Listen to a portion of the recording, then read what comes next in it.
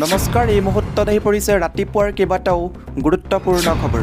অসমৰ লগতে আন্তঃৰাষ্ট্ৰীয় কেইবাটাও গুৰুত্বপূৰ্ণ খবৰ যুগুতোৱা হৈছে আৰু নিতৌ এনেধৰণৰ খবৰসমূহ পাই থাকিবলৈ হ'লে চেনেলটো ছাবস্ক্ৰাইব কৰি ভিডিঅ'টোত এটাকৈ লাইক কৰি উৎসাহিত কৰিবলৈ একেবাৰেই নাপাহৰিব। দৰ্শকসকল, আজিৰ প্ৰথমটো খবৰেই হৈছে এটা ডাঙৰ খবৰ। ৰঙিয়াত বানত উটি যোৱা এজন কিশোৰৰ মৃতদেহ উদ্ধাৰ, এতিয়াও সন্ধানহীন আন এজন। এই মুহূৰ্তত আহি পৰিছে এটা ডাঙৰ খবৰ। ৰঙিয়াত বানত উটি যোৱা কিশোৰৰ মৃতদেহ উদ্ধাৰ। হিমাংশু দাস নামৰ কিশোৰজনৰ মৃতদেহ উদ্ধাৰ কৰা হৈছে। এতিয়াও সন্ধানহীন জুমন দাস নামৰ কিশোৰজনৰ। দেওবাৰে চেপটিত বানত উটি গৈছিল দুই কিশোৰ বানত উটি যোৱাৰ দৃশ্য আবদ্ধ হৈছিল লগৰীয়াৰ মোবাইলৰ কেমেৰাত। নিখোজ কিশোৰজনৰ সন্ধানত এতিয়াও অভিযান অব্যাহত আছে।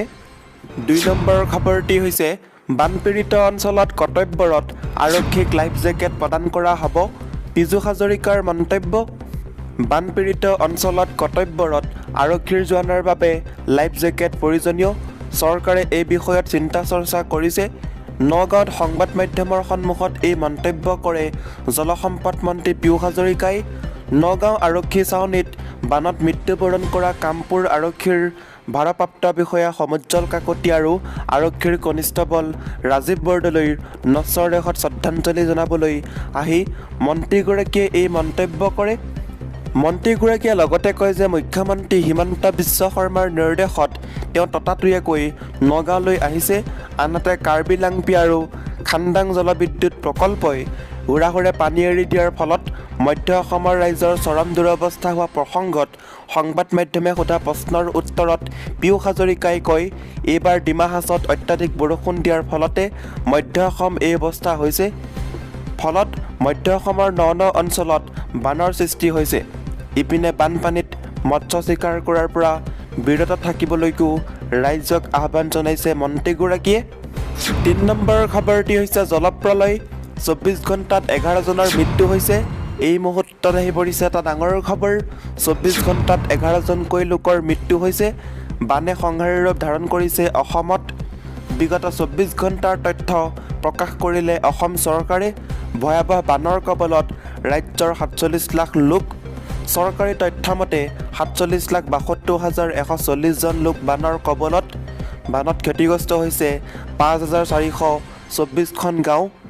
২,৩১,৮১৯গৰাকী লোক বৰ্তমানেও আশ্ৰয় শিবিৰত। ৩২খন জিলা বানৰ কবলত। ইয়াৰ লগতে ৪ নম্বৰ খবৰটি হৈছে এটা গুৰুত্বপূৰ্ণ খবৰ। ৰাজ্যত পুনৰ হাই এলাৰ্ট জাৰি কৰিছে বতৰ বিজ্ঞান কেন্দ্ৰই। অসমৰ লগতে চুবুৰীয়া ৰাজ্যতো সতৰ্কবাণী জাৰি কৰিছে বতৰ বিজ্ঞান কেন্দ্ৰই। ৰাজ্যত পুনৰ হাই এলাৰ্ট জাৰি কৰা হৈছে। অসমৰ লগতে চুবুৰীয়া ৰাজ্যতো সতৰ্কবাণী জাৰি কৰা হৈছে। পুনৰ ৰাজ্যত ধাৰাসাৰ বৰষুণৰ সম্ভাৱনা।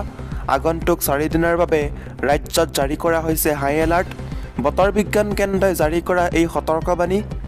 পুনৰ মুষলধাৰ বৰষুণৰ সম্ভাৱনা অসমৰ লগতে ইয়াৰ চুবুৰীয়া পাহাৰীয়া ৰাজ্য আৰু অৰুণাচল প্ৰদেশ, মেঘালয় আৰু নাগালেণ্ডত জাৰি কৰা হৈছে সতৰ্কবাণী। অহা ৪ দিন সাৱধানে থাকিবলৈ আহ্বান জনাইছে বতৰ বিজ্ঞান কেন্দ্ৰই। অসমত আগন্তুক ৪ দিনৰ বাবে ধাৰাসাৰ বৰষুণৰ সতৰ্কবাণী বতৰ বিজ্ঞান কেন্দ্ৰৰ। আজিৰে পৰা অহা ২৪ জুন শুক্ৰবাৰলৈ এই সতৰ্কবাণী জাৰি কৰিছে বতৰ বিজ্ঞান কেন্দ্ৰই। অসমৰ বিভিন্ন ঠাইৰ লগতে গুৱাহাটী মহানগৰীতে সন্ধিয়াৰ ভাগত ধাৰাসাৰ বৰষুণ আহে। ৫ নম্বৰ খবৰটি হৈছে নুপুৰ শৰ্মাৰ বিৰুদ্ধে পশ্চিমবংগ বিধানসভাত প্ৰস্তাৱ গৃহীত। কলকাতা আৰক্ষীৰ পৰা এমাহৰ সময় বিচাৰিলে নুপুৰ শৰ্মাই। ক্ৰমাৎ বিপদ বাঢ়িছে নুপুৰ শৰ্মাৰ বিৰুদ্ধে পশ্চিমবংগ বিধানসভাত প্ৰস্তাৱ গ্ৰহণ কৰিছে। নুপুৰ শৰ্মাক গৰিহণা দি প্ৰস্তাৱ গৃহীত কৰিলে পশ্চিমবংগ বিধানসভাই। মুখ্যমন্ত্ৰী মমতা বেনাৰ্জীৰ উপস্থিতিত এই প্ৰস্তাৱ গৃহীত কৰে পশ্চিমবংগ বিধানসভাই।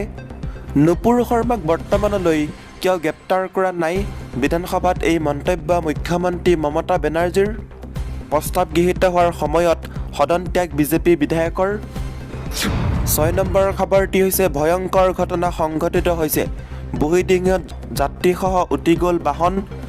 নদীৰ বুকুত উটি গৈছে এখন ৪চকীয়া i20 গাড়ী। গাড়ীৰ ভিতৰত আছিল একাধিক ব্যক্তি। গাড়ী চালকজন নদীৰ বুকুত হেৰাই গ'ল। জাগুনৰ বুহিদিহিং নদীত ভয়ংকৰ নাও দুৰ্ঘটনা সংঘটিত হৈছে। নাৱেৰে গাড়ী আৰু মটৰ চাইকেল পাৰ কৰাওঁতেই দুৰ্ঘটনা সংঘটিত হৈছে। আপোনালোকক এই মুহূৰ্তত দেখাবলৈ চেষ্টা কৰিছোঁ। চাওক, এটা ভিজুৱেল দেখাবলৈ নিশ্চয় আপোনালোকে স্ক্ৰীণত দেখিবলৈ পাৰিছে।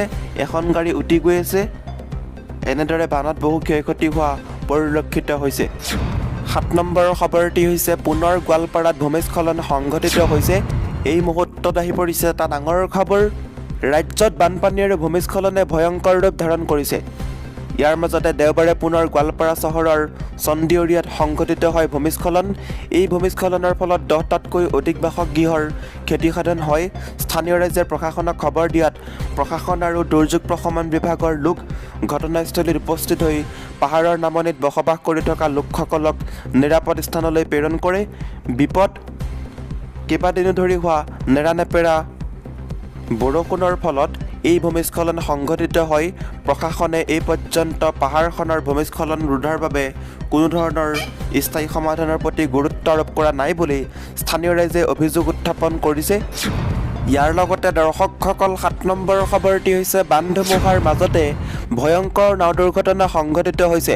সন্ধানহীন হৈছে 3জনকৈ লোক।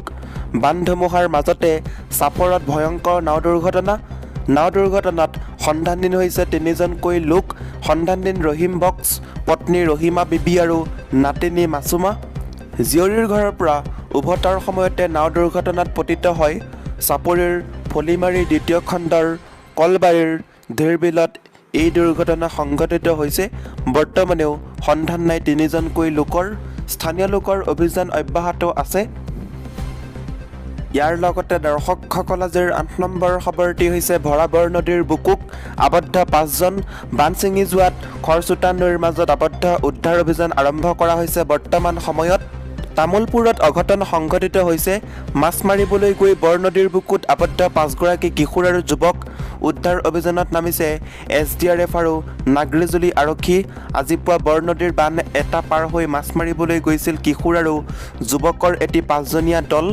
জানিব পৰা মতে 5জনীয়া দলটোত আছিল তামোলপুৰ জিলাৰ হস্তিনাপুৰৰ বিশাল বৰ্মন, চটু বৰ্মন, ঋত্বিক দাস আৰু ৰাজু বৰ্মন আৰু দেৱ বৰ্মন। কিন্তু ভূটান পাহাৰৰ পৰা বৈ অহা বৰনদীৰ তীব্ৰ ঢলে বানটো ছিঙি পেলোৱাত খৰচোতা নদীটোৰ মাজত আবদ্ধ হৈ পৰে কিশোৰ আৰু যুৱকৰ 5জনীয়া দলটো। লগে লগে চাৰিওফালে হাহাকাৰ লাগি যায়। আবদ্ধ হৈ থকা দলটোৱেও প্ৰাণৰ মমতাত চিঙৰ বাখৰ কৰে। স্থানীয় লোকে ততাতৈয়াকৈ খবৰ কৰে উদ্ধাৰকাৰী দলক। খবৰ পাই তামোলপুৰৰ বিধায়ক জলেন দৈমাৰী, BTCৰ কাৰ্যবাহী সদস্য ধৰ্মনাৰায়ণ দাস, তামোলপুৰ জিলা প্ৰশাসন আৰু আৰক্ষীৰ লোকো আহি উপস্থিত হয় ঘটনাস্থলীত। ইতিমধ্যে SDRFৰ দল নাগৰিজুলিত উপস্থিত হৈ উদ্ধাৰ অভিযানত নামি পৰিছে। যদিও আবেলি 3:30 বজালৈকে এজনো উদ্ধাৰ কৰিব পৰা হোৱা নাই। 9 নম্বৰৰ খবৰটি হৈছে আপোনাৰ অঞ্চলৰ মথাউৰি খহিছে নেকি? খবৰ দিয়ক এইটো নম্বৰত। নেৰানেপেৰা বৰষুণৰ ফলত ৰাজ্যত সৃষ্টি হৈছে ভয়াৱহ বান পৰিস্থিতি। চৌদিশে উফন্দি অহা নৈবোৰে সন্ত্ৰাসিত কৰি তুলিছে নৈপৰীয়া জনতাক। বিশেষকৈ নৈপৰীয়া আৰু মথাউৰিৰ ওচৰত থকা লোকসকলে পাৰ কৰিব লাগিছে বিনিন্দ ৰজনী। ইয়াৰ মাজতে ৰাইজক সহায়ৰ বাবে অভিনৱ পদক্ষেপ লৈছে মন্ত্ৰী পীয়ুষ হাজৰিকাই। জলসম্পদ মন্ত্ৰী পীয়ুষ হাজৰিকাই মুকলি কৰিছে এটা হোৱাটছআপ নম্বৰ। নম্বৰটো হৈছে 9706033333। অসমৰ যিকোনো ঠাইতে যদি মথাউৰি খহিছে তেন্তে এই উক্ত নম্বৰটোত ফটোসহ প্ৰেৰণ কৰিবলৈ আহ্বান জনাইছে মন্ত্ৰী পীয়ুষ হাজৰিকাই। লগতে ৰাইজৰ সমস্যা যৎপৰোনাস্তি সমাধানৰ চেষ্টা কৰা হ'ব বুলি আশ্বাস দিয়ে মন্ত্ৰীগৰাকীয়ে। 10 নম্বৰ শেহতীয়া খবৰটি হৈছে বৰপেটাত বৰষুণৰ ফলত ভাঙি পৰিল নিৰ্মীয়মান প্ৰকাণ্ড দেৱাল। আন এখন দেৱালতো মেলিছে বৃহৎ ফাট। বৰপেটাত বৰষুণৰ ফলত ভাঙি পৰিল নিৰ্মীয়মান দেৱাল। বৰপেটাত চলি থকা নিৰ্মীয়মান আদালত ভৱনৰ চৌহদৰ দেৱাল ভাঙি পৰাক লৈ চাঞ্চল্যকৰ সৃষ্টি হৈছে। আনহাতে নিৰ্মীয়মান আদালত ভৱনৰ চৌহদৰ উত্তৰ দিশৰ দেৱালতো মেলিছে বৃহৎ ফাট। অনুপম শৰ্মাৰ মালিকাধীন অনুপম কনষ্ট্ৰাকশ্যনৰ অধীনত চলি আছিল আদালত ভৱনটোৰ নিৰ্মাণৰ কাম। প্ৰায় 30 কোটি টকা ব্যয় সাপেক্ষে নিৰ্মীয়মান আদালত ভৱনৰ চৌহদৰ পকী দেৱালখন কিদৰে নিৰ্মাণৰ পিছতেই খহি পৰিল তাক লৈ ব্যাপক চাঞ্চল্যকৰ সৃষ্টি হৈছে। দেৱালখন খহি পৰাৰ ফলত বিদ্যুতৰ খুঁটা আৰু ট্ৰেন্সফৰ্মাৰৰো ক্ষতি হৈছে। ইপিনে দেৱালৰ ফলত নিৰ্মীয়মান নলাটোৰ ক্ষতিসাধন। নিৰ্মাণ সংস্থাটোৰ অভিযন্তাই প্ৰবল বৰষুণৰ বাবেই দেৱালখন ভাঙি পৰা বুলি মন্তব্য কৰিছে। বৰষুণৰ বাবে এখন মজবুত দেৱাল ভাঙি পৰাক লৈ ৰাইজৰ মাজত বহু প্ৰশ্নৰ উদয় হৈছে। দৰ্শকসকল, আজিৰে ভিডিঅ'টোৰ মাধ্যমেৰে আপোনালোকক বহুকেইটা গুৰুত্বপূৰ্ণ খবৰ দিব চেষ্টা কৰিলোঁ। যদি খবৰকেইটা শুনি ভাল লাগিছে লাইক কৰিব, শ্বেয়াৰ কৰিব, চেনেলটো ছাবস্ক্ৰাইব কৰিবলৈ